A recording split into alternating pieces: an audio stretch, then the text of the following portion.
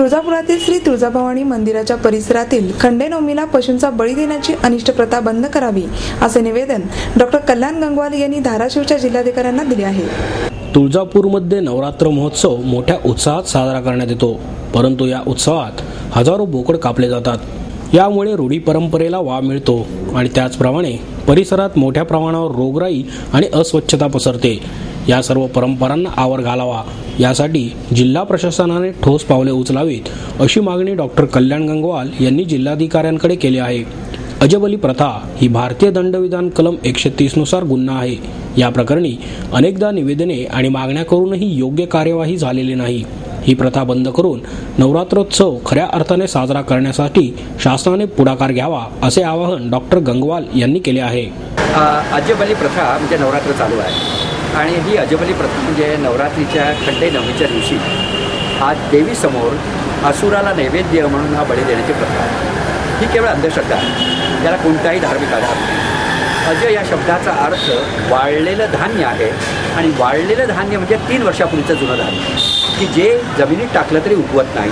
असं होमामध्ये तुम्ही दान करा आणि होमामध्ये त्याचं हवन करा असं सांगितलेलं आहे। पण अजय या शब्दाचा अर्थ दुसरा बोकडपणा आहे आणि लोकांनी हाच अर्थ घेतला आणि हजारो प्राण्यांची हत्या या देवीच्या नावाखाली केली जाते आणि याला आमचा पूर्णपणे विरोध आहे। हा बळी द्यायला सुरुवात देवीच्या समोर होते, पुजारी असतात आणि इव्हन जिल्हाधिकाऱ्यांना हा मान दिला जातो। जिल्हाधिकारी एका गावामध्ये 2 तुकडे त्या बोकडाचे करतात आणि मग घरोघरी बळी द्यायला सुरुवात होते।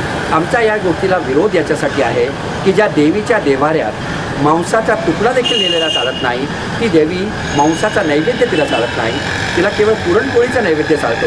अशा देवीला आपण देवीच्या नावाखाली आपण असे बळी देणं हे चुकीचं आहे आणि ह्या पर्यावरणाचा विध्वंस आहे आणि तो आपण थांबवणंच पाहिजे असं मला वाटतं। आणि असं मला वाटतं आमची मागणी अशी आहे की महाराष्ट्रात आज असे कायदे व्हावे की ज्यायोगे देवासमोर देवी देवतासमोर बळी देण्याची प्रथा पूर्णपणे बंद करण्यात यावी।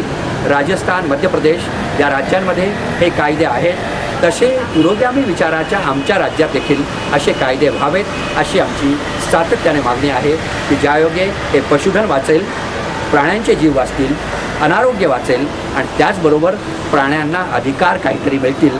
आणि म्हणूनच आमचा या प्रथेला कडक विरोध आहे आणि आम्ही सगळ्यांना विनंती हात जोडून जातो की आपण अशा प्रथेला विरोध करा आणि आपण यात सहभागी होऊ नका।